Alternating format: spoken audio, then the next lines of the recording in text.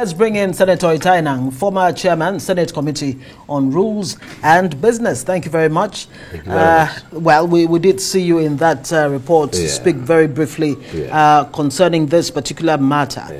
What was the thinking behind those who decided on the rule books that ranking really should be a major factor in the emergence of the leadership of the Senate, of course, especially the Senate President? Well, it is a natural course of political event that to be in an office, you must have a level of experience. You must be an initiate. You must be some person who will not just learn the ropes for the first time.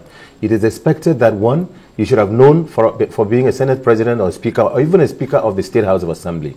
You should be a second timer or at least the highest ranking person, if not the highest rank, but experienced.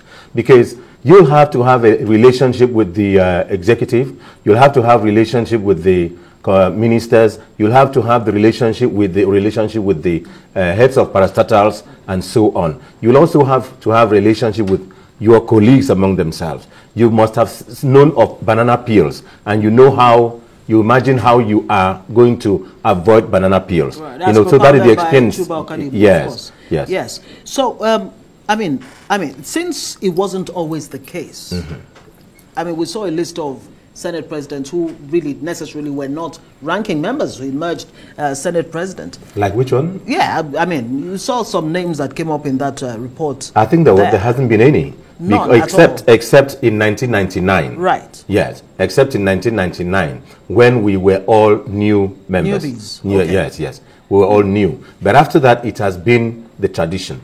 In 2003, we had a situation where new members were many, but not much. But so I think that was the time we now introduced ranking. And then in 2007, we had a question where the ranking was not very much defined in the House of Representatives. So I think by God's grace, I chaired the Rules and Business Committee. And so we defined ranking to be somebody who has been a member of the House of Representatives, ranking at the National Assembly level. So the ranking in the Senate, it's a little fluid. It's a little fluid because it has stated in Order 3, Rule 2 or Rule 1 that you'll have to be a ranking senator. It says that your reporter there, your correspondent read that it has to be among the ranking in accordance with ranking of senators, and it says the rank is senators returning based on number of times returning, senators who've been members of the House of Representatives, and lastly senators elected as senators for the first time. So the problem is that when you read Order 3, Rule 3A, at the proceeding, that is in the course of the proceedings on the floor, it says, a senator-elect addressing the clerk shall propose another senator-elect to the Senate to be president of the Senate and shall move that such senator do take the chair as president of the Senate. It has said, look, it has been the ranking. But in giving the job to the members among themselves to nominate somebody, it did not say you have to nominate a ranking senator. And so that's where it's been fluid. But if you go to the House of Representatives, the rules of the House of Representatives, it says it's been a lot more specific and cogent. It says, a member-elect addressing the clerk shall propose another member-elect with legislative experience as a member of the National Assembly to be speaker, and shall move that such do take the chair. In the House of Representatives, what we did was to specifically say that if you are choosing, you must choose a member who has legislative experience, what the Senate rule book calls ranking, in the National Assembly. If you came, because we had challenge of those who came from the House of Assembly and say, look, I was speaker, I'm also ranking, I was speaker of the State House of Assembly. So we had to be specific that if you were speaker or even governor there, even acting governor, you can't come to be speaker. Then there is something that happened in the State Houses of Assembly. They took this position, and the State House of Assembly, I have studied about 14 of them. Last week we had a retreat orientation for Kwara State House of Assembly members. And one of the things that we discussed is we discovered that almost 14 houses of assembly have had this provision. If you look, this is Kwara State House of Assembly, standing orders of Kwara State House of Assembly. And they stated in their standing orders that a member-elect addressing the clerk shall propose another member-elect with at least state assembly legislative experience from the House to be speaker. You know, just copying the exact provision that we have in the standing orders of the House of Representatives. So the clause, the experience comes to a ranking member. The experience in the legislative experience in that particular legislative house. Yes. So now let me bring this in, because at the instance, so when they all come, even for those who are in the 9th Assembly presently, on the day, they all will be deemed as senators and members-elect. Yes.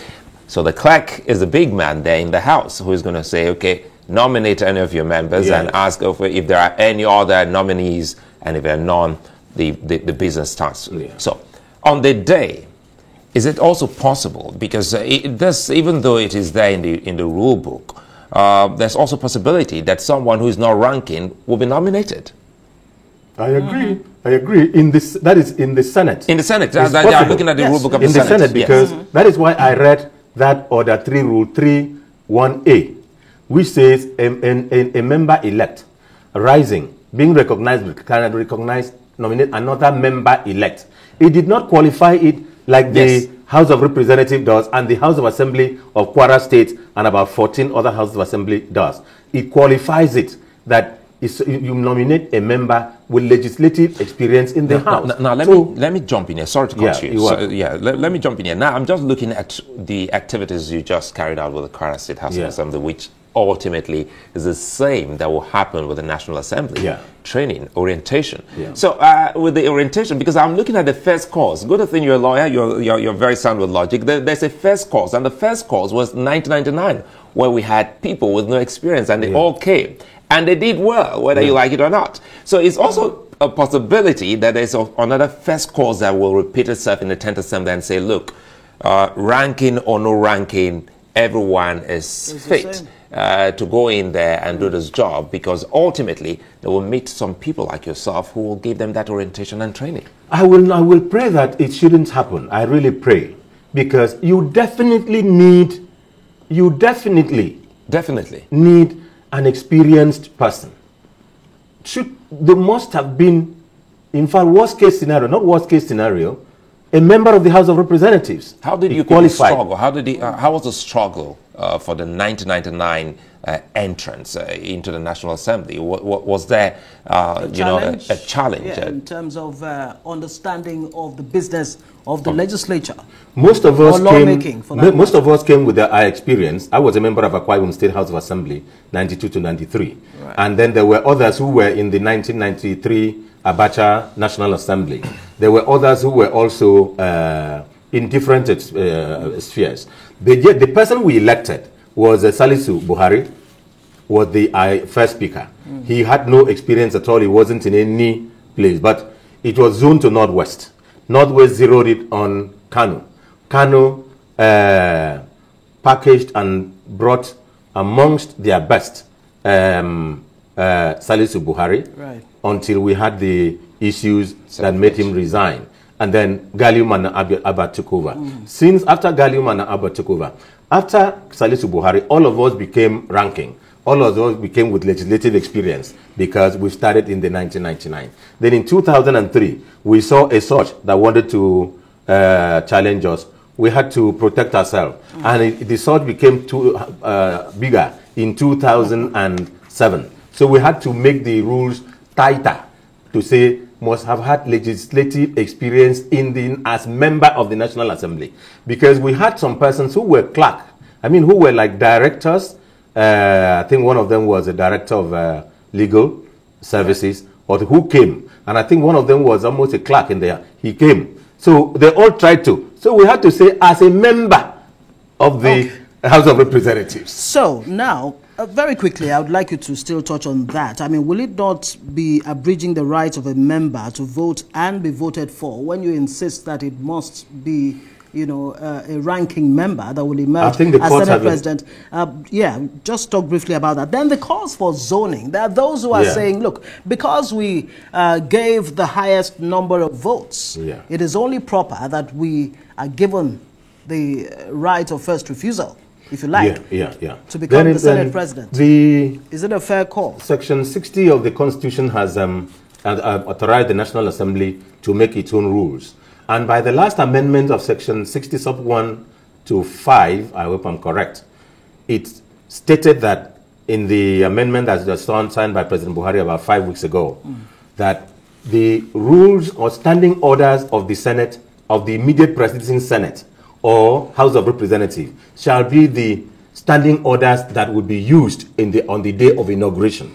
The same thing applies to the House of Assembly. So it is deemed that the standing orders is already part of the Constitution. So it is a law, and being a law or a quasi-legislation, it is admitted and accepted by the Constitution. So it does not exclude, it does not infringe the right of any person. But what we're just talking about is the custom, the tradition, what is appropriate to be done. Okay, that's clear. To avoid that, you can only escape it if you take actions that are politically correct. First, the party must come in. Second, because there is, I read that provision in the standing orders of the Senate. It is fluid. It allows a member elect, because if a member elect raises his hand and the clerk recognizes him, he is not bound to nominate a cognate member or a ranking member. But in the House of Representatives or in the House of Assembly, he is bound to nominate a ranking member. Right, very quickly. And then the question of zoning. Yes. Zoning, I want to pray that this country is not a tripod, it's 3 legs. This country stands on 6 legs of 6 zones. Let me commend the governors of the northern governors of the APC and the Progressive Governors Forum, who said that although they are the majority in APC in the north, let us give opportunity to the south, and in particular the southwest, so that they can produce the president. And they did that. Now, the southwest has gotten the president. The northeast has the vice president. 2 zones should be off now on this calculation, the southwest and the northeast. The south, and southeast should be allowed to produce the Senate president. We have the south now has the deputy Senate president. The southeast, as of today, does not have anything in this arrangement. The southwest has the vice president, and by virtue of the predominance of APC, they are also able to have the Speaker of the House of Representatives from Lagos, and then Vice President from Ogun State. So they have the 3. They have the 2 things. But it shouldn't repeat itself in this arrangement. Now, the Southeast is Nigeria is in a peculiar situation. So you must accommodate the Southeast principally, and accommodate the South principally. The South has been accommodated now as a deputy president of the Senate. But southeast is absolutely empty. The north central and northwest should contend for the speaker and deputy president of the Senate, while the south and southeast should contend for Senate president and deputy speaker of the House of Representatives. It should repeat what happens as a political is almost a political tradition in Nigeria, that wherever the president comes from, the other arm of that zone takes the Senate president.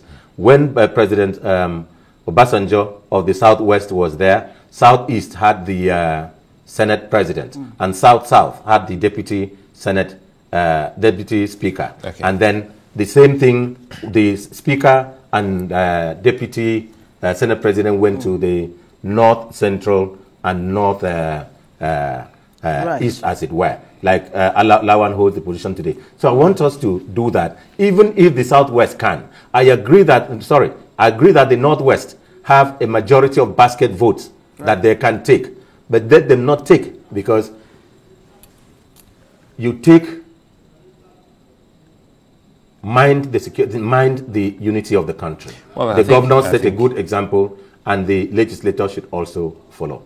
And I know that the incoming president, Tinubu, the president-elect, and the vice president-elect, Shettima, will ensure that justice is done to all the zones. Well, it's a fine place to leave it, Senator Itai, and the good thing there, the Senate, the president-elect and the vice president-elect are also past senators, so they should understand what you're explaining. I'd like to thank you for your time here on Newsnight.